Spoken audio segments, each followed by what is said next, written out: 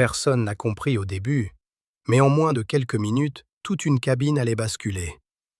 Un simple regard, une simple phrase, et l'arrogance d'un homme allait se fissurer devant tout le monde. Ce jour-là, dans l'aéroport de Aéroport Charles de Gaulle, le destin s'est glissé dans une file d'attente banale et a choisi sa cible. Au milieu du bruit des valises qui roulent, des annonces froides qui résonnent et des visages pressés, un homme se tient immobile, calme, presque invisible. Clément Eastwood, chemise à carreaux légèrement usée, jean fatigué, bottes marquées par le temps. Rien de spectaculaire, rien qui crie richesse. Mais quelque chose dérange, quelque chose d'inexplicable.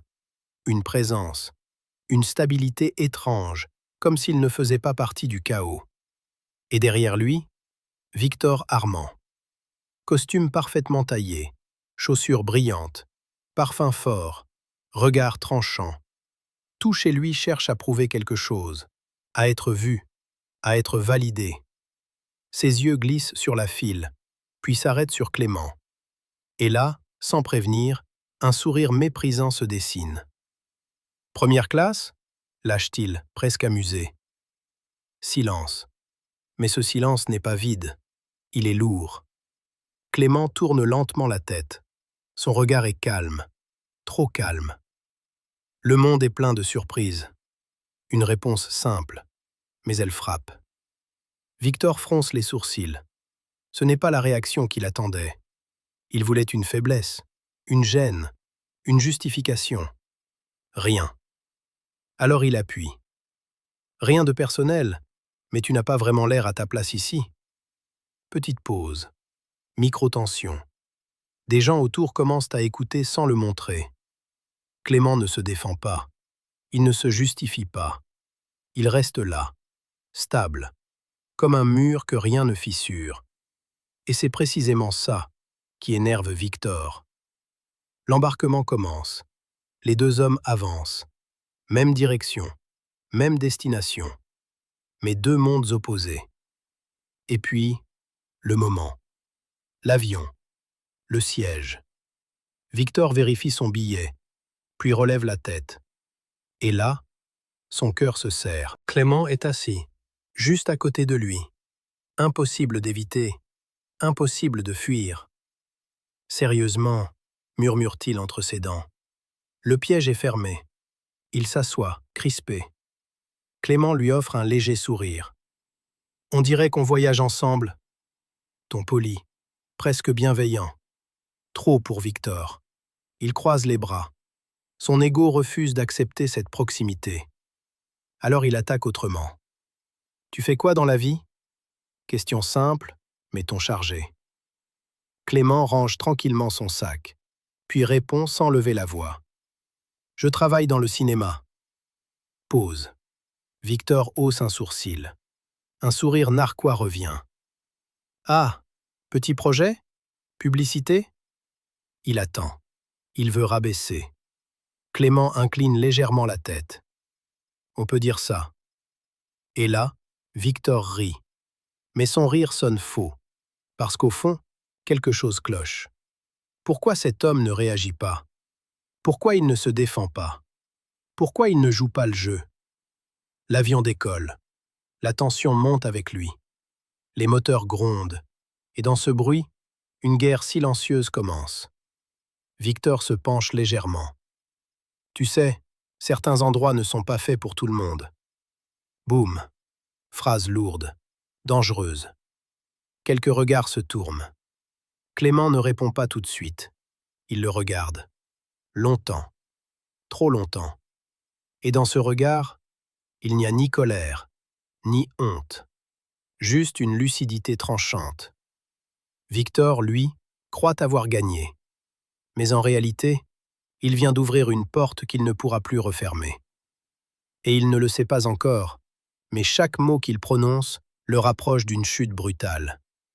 Une chute qui ne fera aucun bruit, mais que tout le monde verra. Le service de première classe commence. Une hôtesse avance dans l'allée avec un sourire professionnel, distribuant les boissons comme si rien ne pouvait troubler cette cabine feutrée. Victor se redresse aussitôt. Il veut être vu. Il veut que chaque geste rappelle qu'il appartient à ce monde. Une coupe de champagne, s'il vous plaît, dit-il d'une voix assez forte pour que les voisins entendent. Puis il ajoute, avec un sourire lourd, « Quelque chose à la hauteur de ce siège ?» L'hôtesse acquiesce.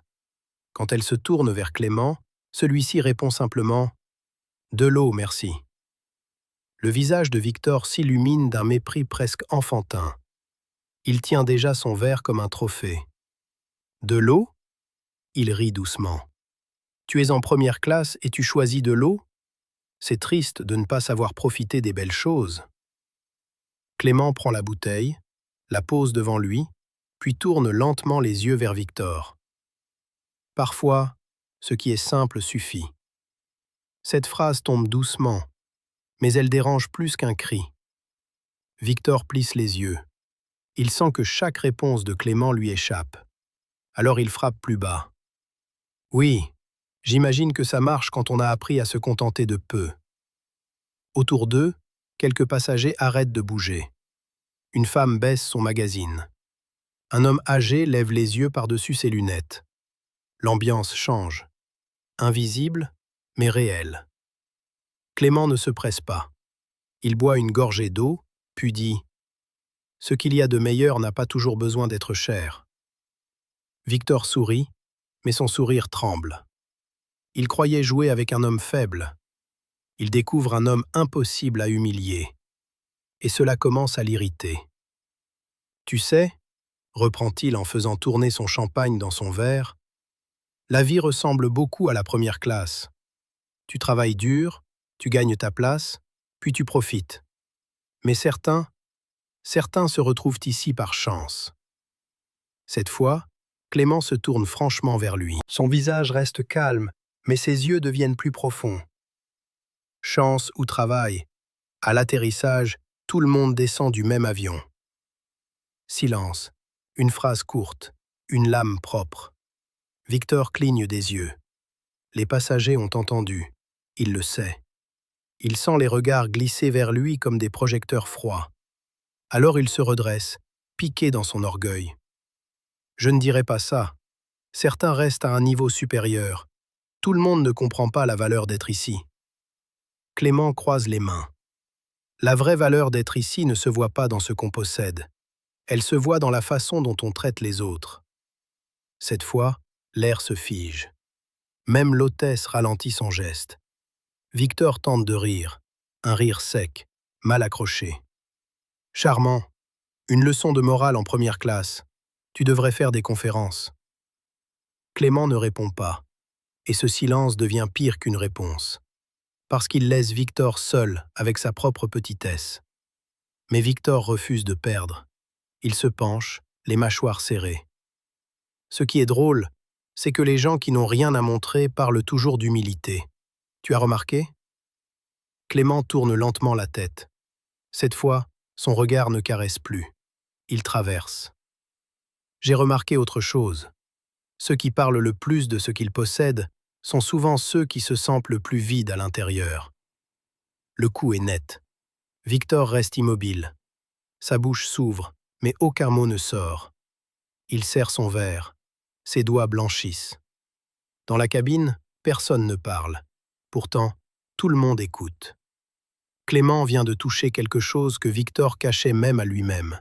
« Tu ne sais rien de moi », lâche Victor, plus bas, plus dur. « Rien. » Clément incline légèrement la tête. « C'est vrai, je ne connais pas ton histoire. Mais parfois, quand quelqu'un doit écraser les autres pour se sentir grand, ce n'est pas de la force, c'est une peur qui crie. » Le visage de Victor rougit. Son souffle s'accélère. Il regarde autour de lui et voit ce qu'il redoutait. Les passagers ne l'admirent plus. Ils le jugent.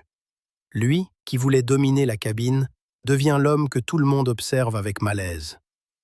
Alors son masque se fissure. D'un geste brusque, il se lève. Son verre vide bascule et tombe au sol. Le bruit sec coupe l'air comme un coup de feu. « Tu crois que tu es meilleur que moi ?» gronde-t-il. Assis là avec tes petites phrases, comme si tu avais compris la vie. Tu ne sais pas ce que c'est de se battre dans le vrai monde. L'hôtesse arrive aussitôt, inquiète. Les passagers retiennent leur souffle. Mais Clément, lui, ne bouge pas. Il lève seulement les yeux vers Victor. Pas de haine, pas de peur. Juste une paix qui rend la colère de Victor encore plus honteuse. « Je ne crois pas être meilleur que toi, » dit-il doucement. « Je crois seulement qu'un homme n'a pas besoin de prouver sa valeur en rabaissant quelqu'un d'autre. » Victor reste debout, figé. Sa colère cherche une sortie, mais ne trouve qu'un miroir. Puis Clément ajoute, plus bas, « Tu n'as rien à prouver à personne, Victor. » Cette phrase le frappe plus fort que toutes les autres. Ses épaules tombent. Lentement, il se rassoit. Il détourne les yeux. Pour la première fois, il ne ressemble plus à un homme arrogant. Il ressemble à quelqu'un qui vient d'être vu trop profondément. Et pourtant, le plus grand choc n'est pas encore arrivé. Le silence qui suit n'est pas vide. Il est lourd, presque oppressant, comme si toute la cabine retenait son souffle en attendant quelque chose d'inévitable. Victor reste immobile, les yeux fixés sur ses mains. Son reflet dans le verre de la table tremble légèrement.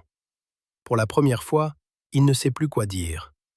Et ce silence est plus humiliant que n'importe quelle insulte. Clément, lui, se penche légèrement en arrière, comme si tout cela n'était qu'un simple moment de plus dans une longue journée.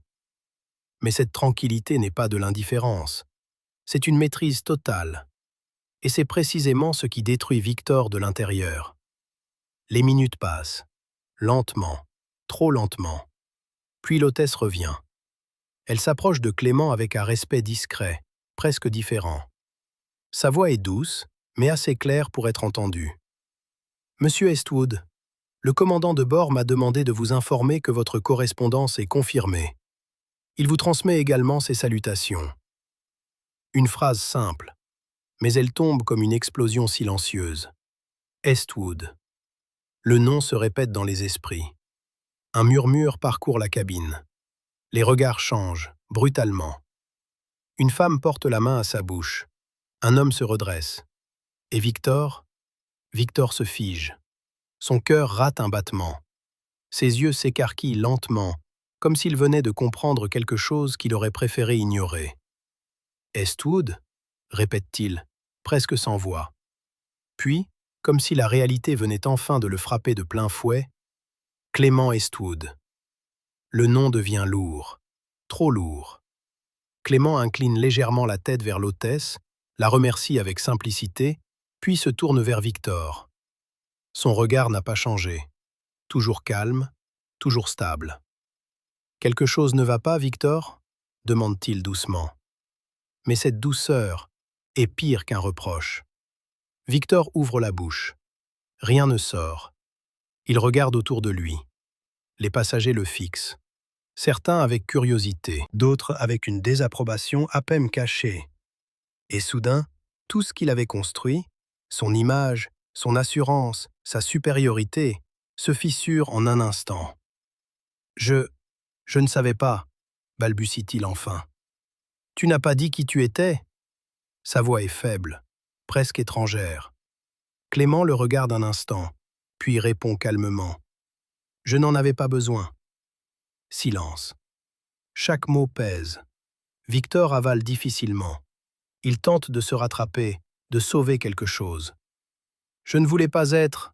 Enfin, je ne savais pas que c'était toi. » Clément se penche légèrement en avant. Son regard devient plus sérieux, plus profond. « Ce que tu as dit ne change pas selon le nom de la personne en face de toi. » La phrase frappe, directement, sans échappatoire. Victor baisse les yeux. Ses mains tremblent légèrement. Et pour la première fois, il comprend. Pas complètement, mais assez pour sentir le poids de ses propres mots. Clément continue, d'une voix basse mais ferme. « Le respect ne dépend pas de qui tu as devant toi. Il dépend de qui tu choisis d'être. » Cette fois, quelque chose se brise vraiment en Victor. Pas bruyamment, pas violemment, mais profondément. Il reste silencieux. Longtemps. Les moteurs de l'avion deviennent le seul bruit. Et dans ce grondement, ses pensées tournent. Chaque mot, chaque regard, chaque rire arrogant qu'il a lâché quelques minutes plus tôt. Tout revient, et tout fait mal. L'avion commence sa descente. Les lumières changent légèrement, l'ambiance aussi.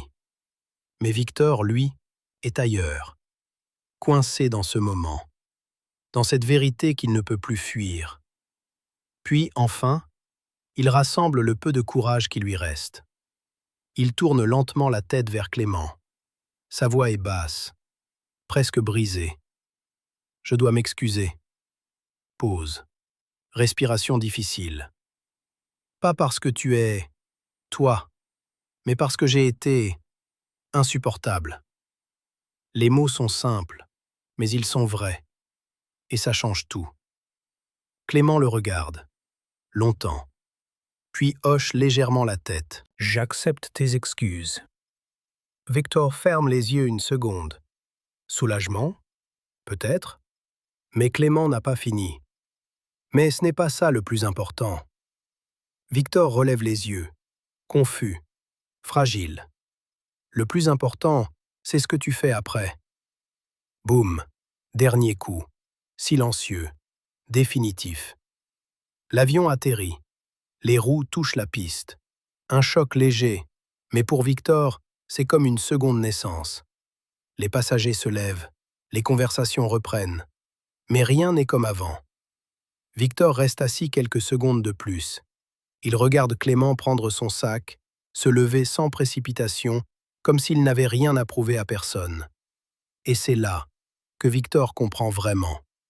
Ce n'était jamais une question d'argent, ni de statut, ni de place. C'était une question d'homme, de choix, de respect. Ils sortent de l'avion. Dans le terminal, quelques personnes reconnaissent Clément. Elles s'approchent timidement. Il sourit. Il serre des mains. Il prend le temps. Toujours le même calme. Toujours la même simplicité. Et Victor observe. De loin. Immobile. Puis il baisse les yeux vers ses propres mains. Et pour la première fois depuis longtemps, il ressent autre chose que de l'orgueil. Il ressent du regret. Mais aussi quelque chose de nouveau. Une ouverture. Une possibilité. Clément disparaît peu à peu dans la foule. Sans bruit. Sans arrogance. Juste lui-même. Et Victor reste là, seul avec une vérité qu'il ne pourra plus ignorer. On ne devient pas grand en écrasant les autres. On le devient en sachant qui l'on est quand personne ne regarde. Ce jour-là, dans un simple vol, un homme a perdu son masque. Et peut-être trouvé quelque chose de bien plus précieux.